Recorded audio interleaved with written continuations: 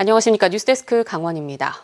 뇌물수수와 부정청탁, 강제추행 등의 혐의로 구속 기소된 김진아 양양군수에 대한 주민소환투표 본투표가 내일로 다가왔습니다. 투표 방해 행위 등 여러 구설로 양양 지역 사회가 들썩이는 가운데 내일 투표함이 열릴지 관심입니다. 이하라 기자가 보도합니다. 양양군 실내체육관에 투표함 개표에 필요한 장비들이 준비됐습니다. 지난 21일부터 이틀간 사전투표율은 14.81%, 유권자 24,925명 가운데 3,691명이 참여했습니다. 본투표는 내일 오전 6시부터 오후 8시까지 양양 지역 22개 투표소에서 진행됩니다. 본투표를 통해 이곳에서 개표가 이루어지려면 최소 4,618표가 필요합니다. 주민소환 투표는 유권자의 3분의 1 이상, 즉 8,309명 이상이 투표해야 개표가 가능합니다. 이 중 찬성표가 유효 투표의 절반을 넘기면 주민소환은 확정되며 김진아 군수는 바로 군수직을 잃습니다. 사과와 자진 사퇴를 바랬지만 그게 이제 애석하게도 안 되면서 그 양양 군민들이 군수의 자리에 대해서 계속 할 건지 아니면 이제 그만했으면 좋겠는지에 대한 정치적 그 판단을 하는 기회라고 봅니다.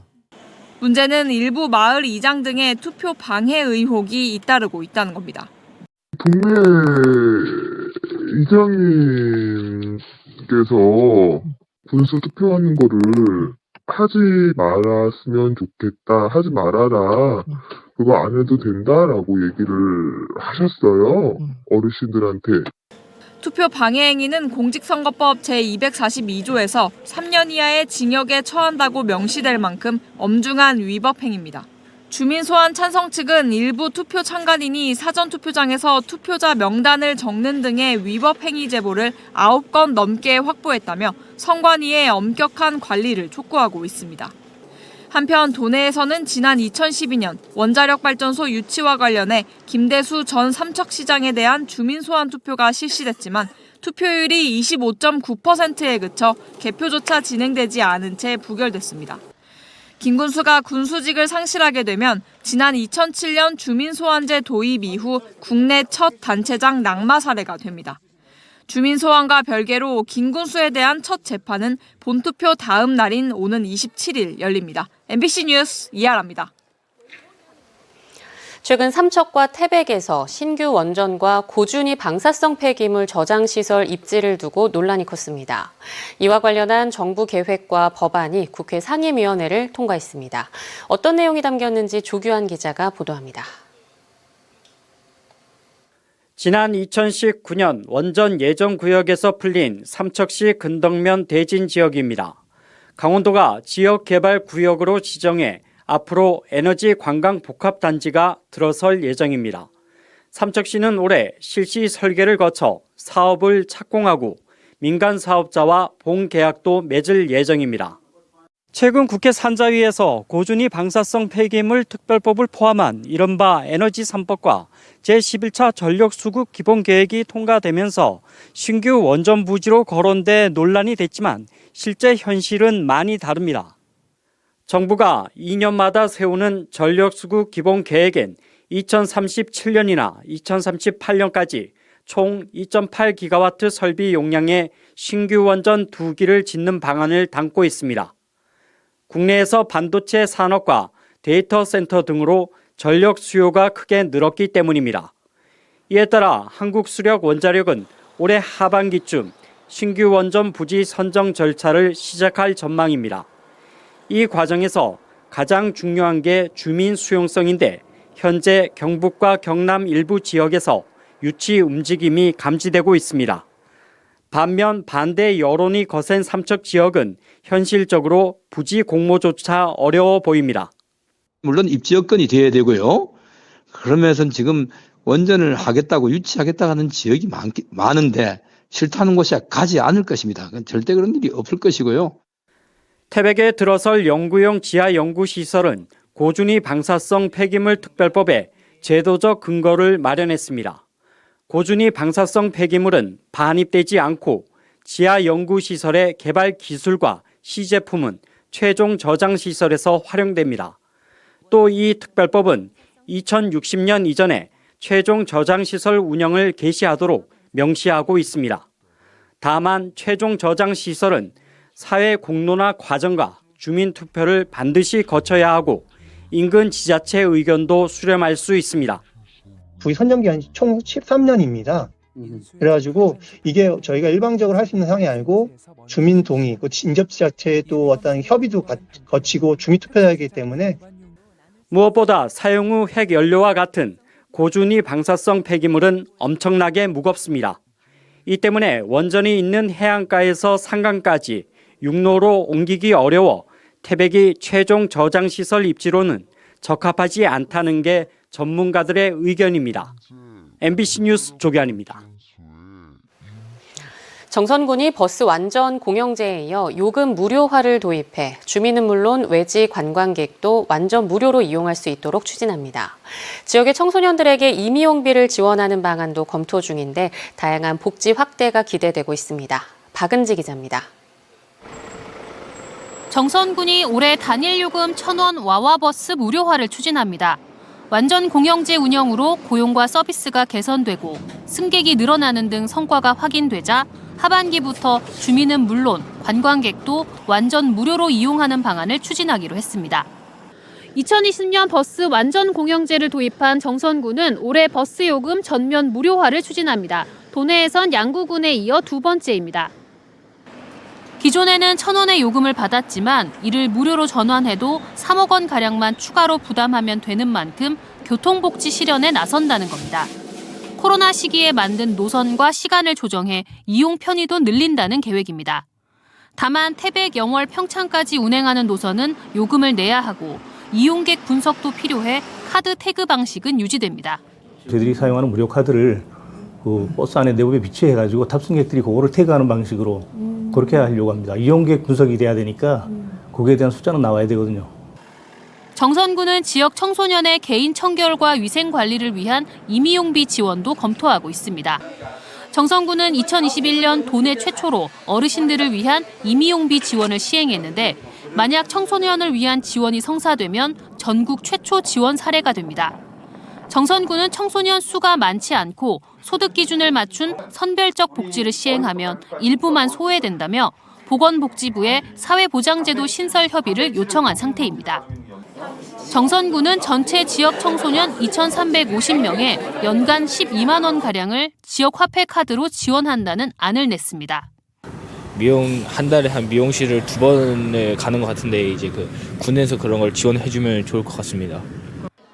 이미 학교 무상급식이나 무상교복 등에서 앞선 복지 정책을 시행한 정선군의 보편적 복지 확대에 대한 정책 실험이 어떤 결과를 가져올지 주목됩니다. MBC 뉴스 박은지입니다. 원주의 대표 관광지인 간현 관광지에 케이블카가 설치됐습니다. 이로써 출렁다리에서 시작된 소금산 그랜드밸리 조성 사업이 8년 만에 마무리됐는데요. 지역 관광 활성화에 대한 기대가 높아지고 있습니다. 권기만 기자가 취재했습니다.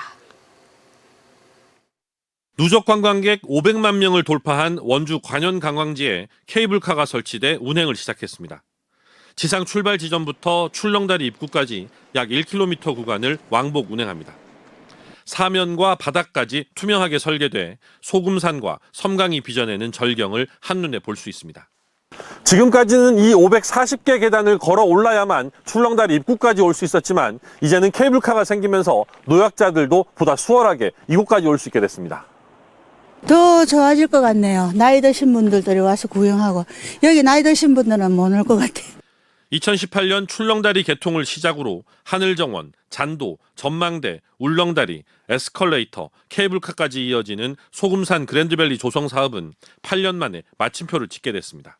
간현 일대의 그 수려한 풍광과 그리고 기존에 저희가 설치해 놓은 다양한 관광 시설을 이제 보다 편하게 그리고 더 편리하게 이용을 하실 수가 있습니다. 케이블카 포함 통합 입장권이 18,000원으로 타 지역보다 저렴하게 책정됐고 원주 시민은 6,000원에 이용할 수 있습니다. 민선 8기 원주시장직 인수위원회가 1,800억 원의 시재정이 투입되는 이 사업을 재검토 사업으로 분류하면서 공사가 지연되기도 했지만 이제라도 마무리되면서 그동안 영업에 어려움을 겪어왔던 관광진의 상인들은 크게 반기고 있습니다. 케이블카가 좀 더 빨리 완공이 됐으면 좀 더 도움이 되지 않았을까 하는 아쉬움은 있지만 지금이라도 이렇게 완공이 돼서 우리 그 상인들뿐만 아니로 원주가 또 이 시너지 효과가 크게 날 수 있도록. 다만 그동안 전국적으로 비슷한 시설들이 기하급수적으로 늘어난 상황에 소금산만의 차별화된 경쟁력을 어떻게 키울지, 또 케이블카 개통에도 유모차와 휠체어 이용이 제한되는 점은 해결해야 할 과제로 남아 있습니다. MBC 뉴스 권기만입니다. 김한근 전 강릉시장이 더불어민주당 입당을 고민하고 있다고 밝혔습니다. 지난 2018년 지방선거에서 국민의힘 소속으로 당선됐던 김 전 시장은 국회 의사국장 출신의 정치를 하는 사람으로서 국회를 침탈하려 한 내란 세력과 함께할 수는 없는 것 아니겠냐며 어떤 선택을 하더라도 국민의힘으로 다시 돌아가는 일은 없다고 못 박았습니다. 다만 아직 민주당에 입당한 것은 아니라며 탄핵 국면의 진행 여부를 보고 최근 외연 확장을 언급한 더불어민주당의 입장을 살펴본 뒤 민주당 입당 여부를 더 고민하겠다고 설명했습니다. 강원도 교육청이 유치원 등하원 안심 알림 서비스를 확대 운영합니다.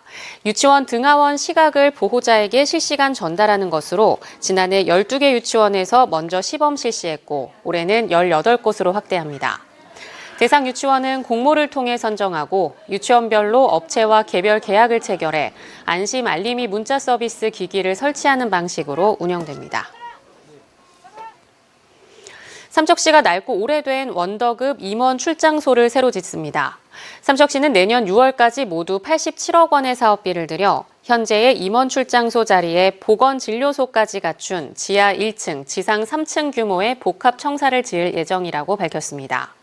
이에 따라 임원 출장소는 다음 달 4일부터 임원복지회관 건강증진센터 2층에 임시청사를 마련하고 민원 업무 등을 처리합니다.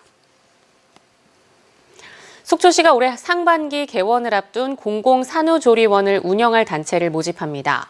위탁기간은 2029년 말까지로 5년 동안 약 60억 원의 운영 예산이 투입되며 주요 업무는 산모와 신생아의 산후 건강관리 서비스 제공과 교육 진행, 시설 관리 등입니다. 속초시는 영랑동 184번지 일원의 산모실 10실과 영유아실, 모유 수유실 등을 갖춘 지상 3층, 연면적 903제곱미터 규모의 공공산후조리원을 올 상반기에 준공할 예정입니다. 삼척과 양양 등 도내 시군 5곳이 운영하는 공공산후조리원이 저출산 고령사회위원회의 우수 사례로 선정돼 전국 자치단체에 소개됐습니다. 이들 자치단체는 지역의 열악한 의료 환경을 고려해 독자적으로 지역의 임산부들에게 시중보다 저렴한 가격에 공공산후조리원을 제공하고 있습니다. 저출산 고령사회위원회는 앞으로 자치단체 2곳 이상에서 협력해 공공산후조리원을 세우면 지방소멸대응기금으로 지원할 예정입니다. 속초시가 겨울 동안 휴장했던 영랑호 맨발 황토길을 다음 달 재개장합니다. 영랑호 맨발 황토길은 올해 3월 10일부터 11월 30일까지 운영될 예정이며 지난해 7월 개장 이후 약 4만 명이 이용한 것으로 집계됐습니다. 속초시는 황토길에 차단막과 핸드레일, 야간 조명 등 부대 시설을 추가 설치하고 배수 작업과 황토 보충 등으로 이용객 불편을 줄일 계획입니다. 한편 속초시는 올해 하반기까지 청초유원지 산책길 일원에 새로운 맨발 걷기 길을 추가 조성할 예정입니다. 강원FC 이지호와 이광현 선수가 K리그1 주간 베스트 11에 선정됐습니다. 한국프로축구연맹은 지난 12일 포항전에서 동점골과 역전골을 터뜨린 강원FC 공격수 이지호 선수와 수차례 선방쇼를 펼친 골키퍼 이광현 선수를 주간 베스트 11으로 뽑았습니다. 강원FC는 다음 달 2일 오후 4시 30분 춘천 송암 경기장에서 제주 SK유나이티드와 시즌 3차전을 치릅니다. 세미 프로축구 K3 리그 강릉 시민축구단이 어제 출정식을 열고 본격적인 우승 행보에 나섰습니다. 강릉 세인트 컨벤션 웨딩홀에서 열린 2025 K3 리그 강릉 시민축구단 출정식에는 구단주이자 이사장인 김홍규 강릉시장과 최익순 강릉시의회 의장, 구단 관계자, 서포터즈 등 100여 명이 참석한 가운데 응원과 격려를 보냈습니다. 출정식에서는 새로운 헌장과 함께 새롭게 탄생한 엠블럼과 유니폼이 공개됐고 홍보 영상과 선수단 소개 영상이 이어졌습니다. 강원뉴스 마칩니다. 시청해주신 여러분 고맙습니다.